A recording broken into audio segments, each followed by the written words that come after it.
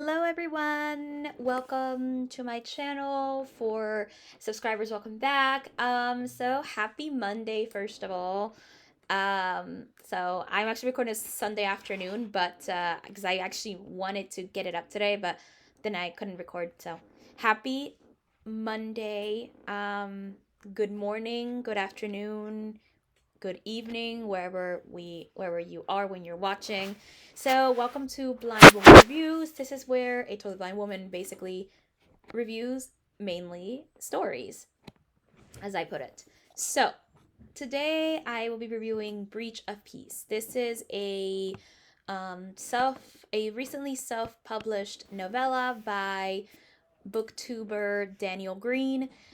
He I know that this, from what I know, this is a the first in a trilogy of novellas that take place before his full length novel, which I assume he's writing.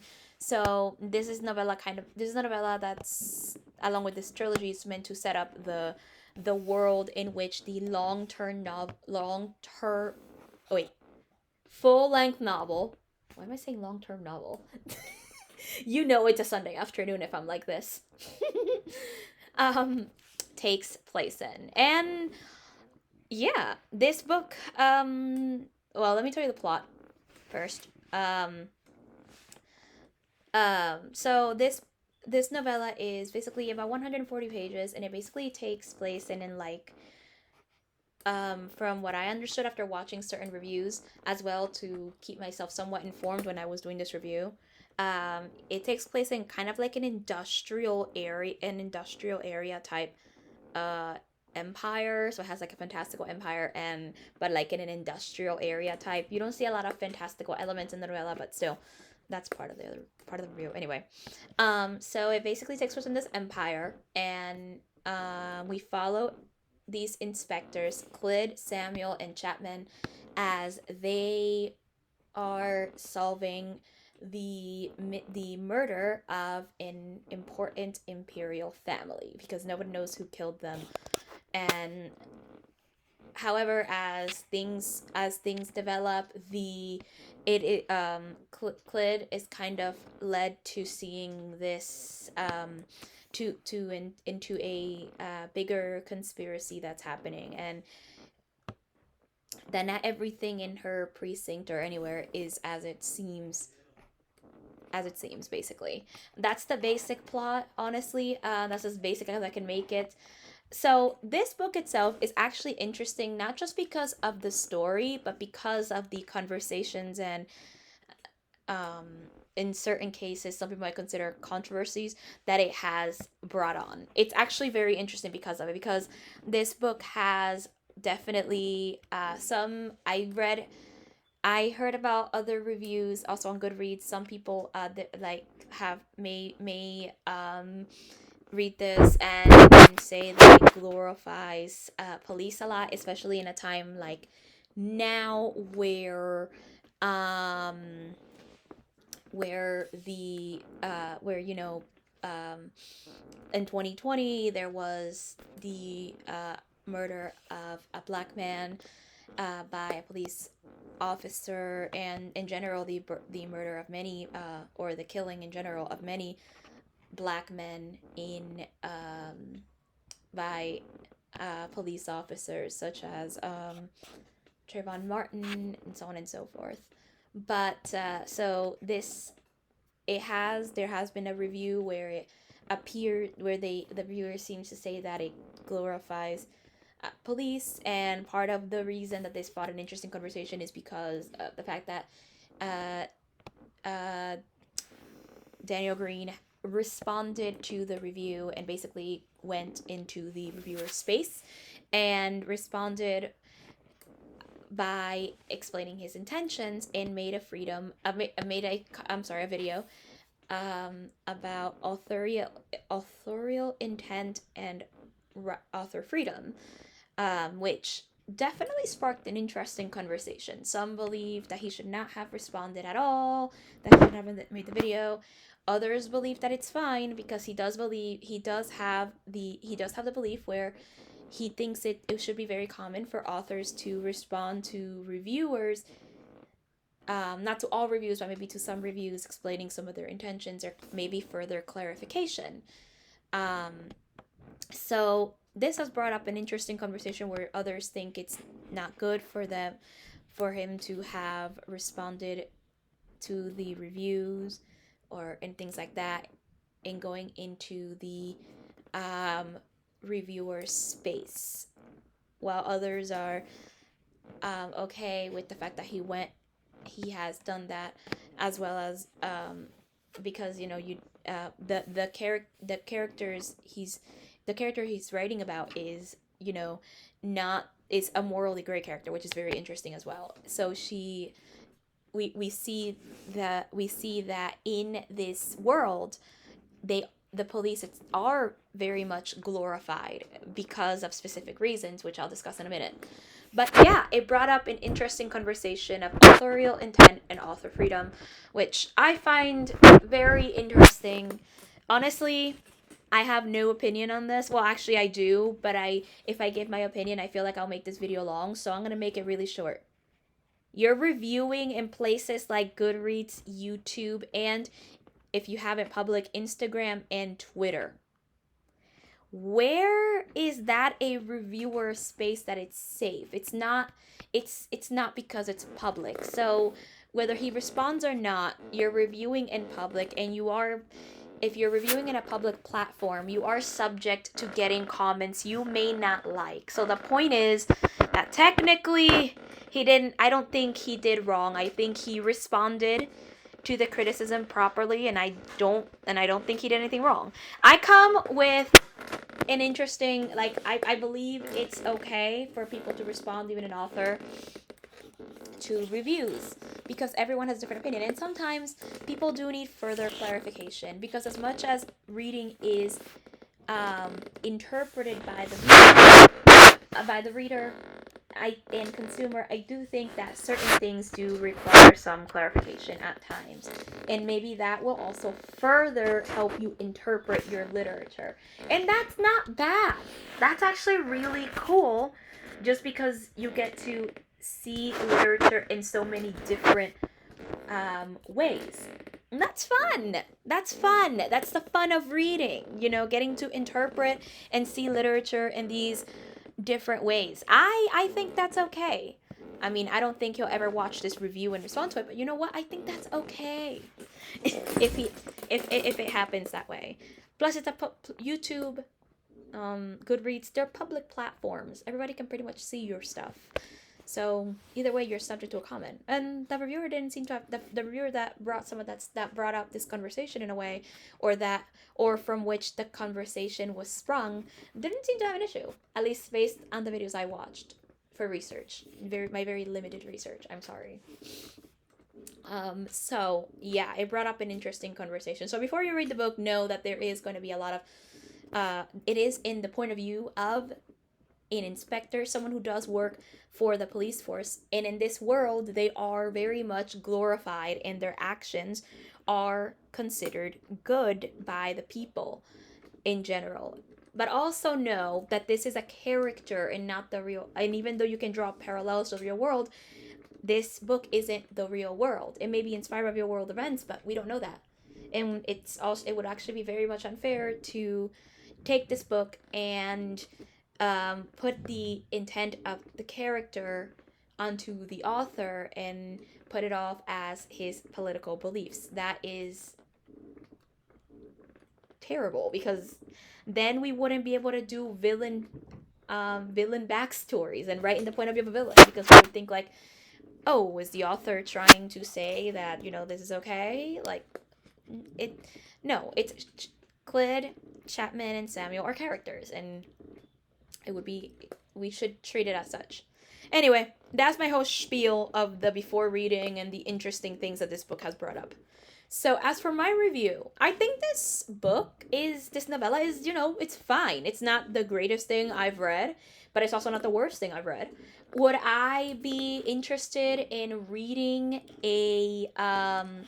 the second novella? Yes. I'm also not planning to return it to Audible, because I do want to keep it. I do like that novella. I like this world. I think this world was very well realized in this 140-page novella. I think that later on, I'm hopeful that it will have some development. However, it was at least well realized in this novella that there are tidbits that are being given, and it doesn't feel like the exposition given. It doesn't feel like exposition dumps or info dumps in general. It doesn't feel like a bunch of information is just being dumped on us. It kind of feels like it's just coming in as the reader needs them, as like, and everything like that. So that I very much think is a good thing, because sometimes, depending on how you deliver exposition,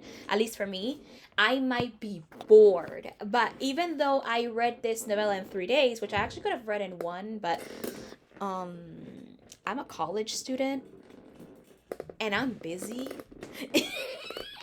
Just saying, I'm a college student. I just happen to be busy. So, yeah, no, not, I don't always get to finish books when I want to. So anyway, okay. Anywho, I did find that the world is very well realized. The pacing never felt off, and it felt really good. The pacing was good. The story itself was good. The realizing of the story was okay, as well. I gave this book 4 stars, as my rating, and I'm going to jump into the reason why. I could have taken a little bit more, but I'm honestly going in 4 stars because it didn't feel, I don't know, it didn't feel right to give it lower than 4 stars. It is a debut novel, and debut novels, not all of them are awesome, and not all of them are great. They're not all 5 stars. This is not a 5-star book, but it is a 4-star for me, because it also didn't feel like it definitely felt like a 4-star, and it didn't feel like a 3-star. It didn't feel like a 2-star either. So due to those specific things, I decided to just keep it at 4 stars. But I do think that although this story is well realized, the world itself is well realized, and the stuff is well done, I do think there are some issues with it, and they're really tiny issues that may not bother everyone else. They just may have bothered me because I was looking at it, I don't know, maybe differently. Oh, and before I start on the issues I did have with this book, I'm not considering anything I'm going to say spoiler, but if you consider certain little things that I might mention spoiler, like specific lines I might mention, or like slightly mentions of scenes, slight mentions of specific scenes, even though I won't go into detail, you should click off now, because I might be mentioning a few of these now as I mention these specific little issues. They're tiny issues. Before I do that, though, I want to say that this book reads like watching a Criminal Minds episode, which honestly I love. This book gave me Criminal Minds vibes, and I was just like, yes. I mean, I watched all 15 seasons in 2020 last year, I think during quarantine, so I was so into the fact that it read like a Criminal Minds episode. It was good. It was so nostalgic for me. It felt good. It felt really good. It felt really good to feel like a Criminal Minds episode. That said, I do have some things. Mainly these they're like 3 issues that I do have. But these 3 issues I think could I don't and because of the ending of the story, where the way things ended, I'm not gonna tell you necessarily the ending, but because of the ending, I don't think that these issues would be will be some of not actually one of these issues, at least. I don't think that one of these issues specifically will be addressed in other novellas, but it's possible that they will. But right now, I don't think it would. So one of my issues is that although the characters were very well realized, their development was lacking. Now I know this is a 140-page novella, and I know this is a novella, and technically the realization, the development of characters may sometimes might be lacking. However, I have read novellas where you can have some development of characters in specific situations. So I find that this is mostly written in Clid's point of view. We have like one chapter in Chapman's point of view, and another chapter in the point of view of a guy, like it was an epilogue named Josh. So I find that characters can be developed in a lot of different ways. I think even in short novellas, you can find a way to develop the characters. Some of her actions, although I have a general sense of who every character is, I feel like some of their actions are just actions they take, but they don't feel. I guess I don't feel them too much because they weren't fully developed. For example, in Clit's stuff, you can like she switched sides very quickly. She was very quickly she would very quickly you know switch sides, and very quickly, like her actions were just very quick and with sometimes no explanation. It was very difficult to get a sense of some of their personalities, even though you got like a general sense, but it was difficult to get a sense as to why they're making these specific decisions when their development was very much lacking. I think a good way that they would have been developed is maybe knowing more of their backstory, of their lives, and things like that. We know she's an inspector. We know that she's married to Samuel, and we know that Samuel and Chapman have a rivalry.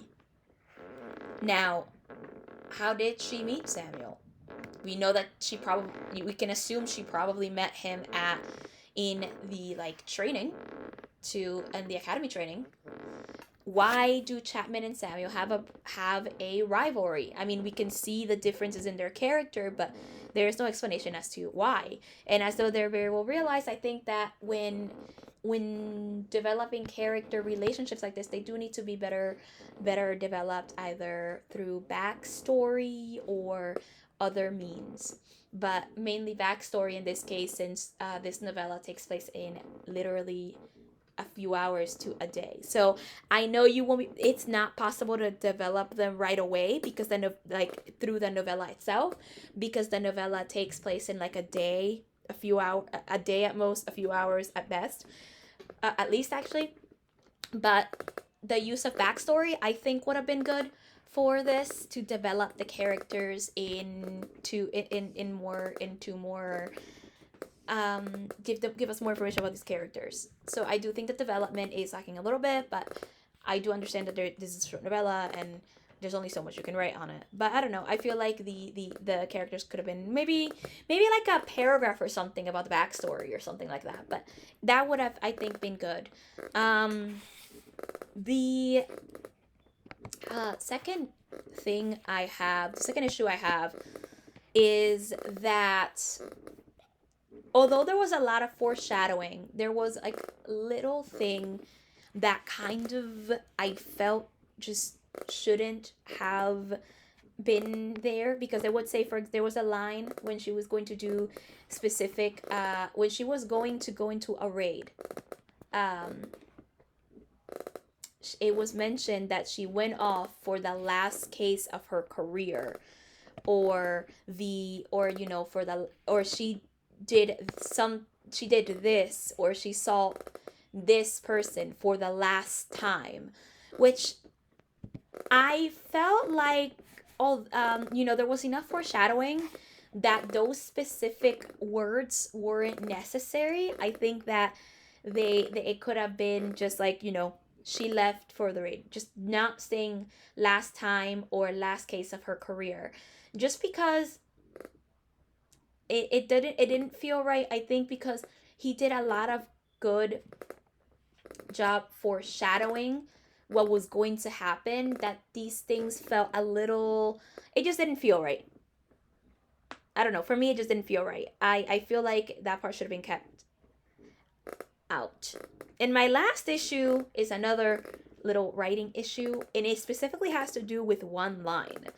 So somewhere in the raid, there is there, they a few discoveries are made, and the it's the things are discovered about why the Pruitt family, which is the imperial family, was murdered and what was happening, right? And it turns out it was basically um by the will of the Almighty, also known as God, and he sent his a chosen one, which is known as an anointed here. And the way that the anointed was introduced, it says he's an anointed, a demigod made by God. It doesn't sound right. I think throughout the entire thing, God has been called the Almighty. So it would be better if maybe that sentence would have been rewritten to something along the lines of a demigod either made by the Almighty, or a demigod from the Almighty. Something within that chance. But basically, God, the repetition of God in that sentence, it's a little bit jarring. I mean, that may not bother other people. It didn't fully bother me. I don't usually review writing style at all in any book, but I wanted to put this out there because these are things that I felt could have been rewritten, or done a little bit better. But that's just things that may not bother other people. I mean, this stuff didn't mean when I saw this, a couple of reviews on YouTube, this was not something that was brought up, but it is something that I find that could have been rewritten. So I just wanted to give a brief mention to these issues that I had in general. Overall, I think the book was actually very well written, the story well done, and everything like that. I think it was good. Oh wait, I do have one more issue. And that is the way the murder mystery was done. Just, I don't know. I felt the murder mystery, but I wasn't attached to the murder mystery. I guess because we didn't know much, but we found out a couple of things about the characters. Like there was some police work done and the inspectors talking. But I think when I think of a murder mystery, I think of like what actions did they take in the last 24 hours? What, like, the interrogation of the people, and like what their lives were like. I think it would have been interesting to take. I mean, they did that kind of. We were told about their lives a little bit, but I think that as for a murder mystery, it would have been interesting to see how other people viewed them. Have them, rather than just talk and stuff like that, have them do more of an interrogation of people and have that be shown to us as the people are being interrogated, and through dialogue let us know what they think. I think that's kind of like the best part of the murder mystery. So I think if you're going to add a mystery to anything, it would be I think it's important to add the people and little nuggets to unravel the mystery, or for the reader to unravel that mystery. I just didn't feel that in this book, even though it was a bit of a murder mystery. I didn't feel that, and I just felt like it was lacking on the mystery as well. So yeah, all of that kind of gave it 4 stars because it didn't feel like any lower than 4 stars. So overall, I think the story was okay. It was well written. It was not the best thing I've written. It was not the worst thing I've. I'm sorry. It was not the best thing I've read. Written. Why did I say written? We all know it's Sunday afternoon. I'm like this. So it's not the best thing I've read. Not the worst thing. I've definitely. I think that for a debut novel, it was written well, and I think that his writing could definitely be improved. But I also think that with more writing, more improvement will come. So as long as he continues to write, he should be fine. So yeah, the prose itself was very clinical, and it was fine as well. So that was just, it was fine. It was a straightforward prose, which is not bad, I think. And oh, by the way, the beginning of this book does start with a description of a very of a very gory crime scene, which is one of the things I think could have been described a little bit more. So yeah, there are certain areas where there could be a little bit more description. I think the crime scene was definitely the main one. But yeah, I think it was overall kind of done okay, and I think it as a writer, I think he can definitely improve, but then we can always improve on everything we do. So it's not it's not bad, you know. So yeah, I think I give this story 4 stars on Goodreads, and I also just, I like it. I look forward to reading a second book. I did really enjoy the book. Um, I want to read the second novella definitely. It's very exciting. It's a very interesting world. It's very immersive, and it's interesting. It feels like it felt like watching a bit of a Criminal Minds episode, but in book form and without the and I don't know, just but without the like constant interrogation, which is kind of what I liked about the Criminal Minds thing. But yeah, it was definitely well written, and I think that it'll be interesting when whenever he publishes his next novella. So yeah, I look forward to the next one. Let me know what you think of Breach of Peace in the comments below. If you've read it, if you haven't read it, do you plan to read it? Also, what book are you currently reading right now? Currently, I am reading A Clash of Kings still, which I think I started like in February, and The Dead Zone by Stephen King. So I am reading these 2 books. Another one could definitely be added. We never know. But I'm very very excited to see what he comes up with next. I'll probably reread this one first. It's what I usually do. I've been doing with my series, where I've just been rereading the books in the series, just so I have like, you know a catch on everything and I don't forget anything. So looking forward to that. Um, so yeah, if you're interested in more content from me, I post very frequently. So subscribe. I have, as you can see from the last 2 videos I posted, changed the time to 11 a.m. just because I think it might be better for everyone.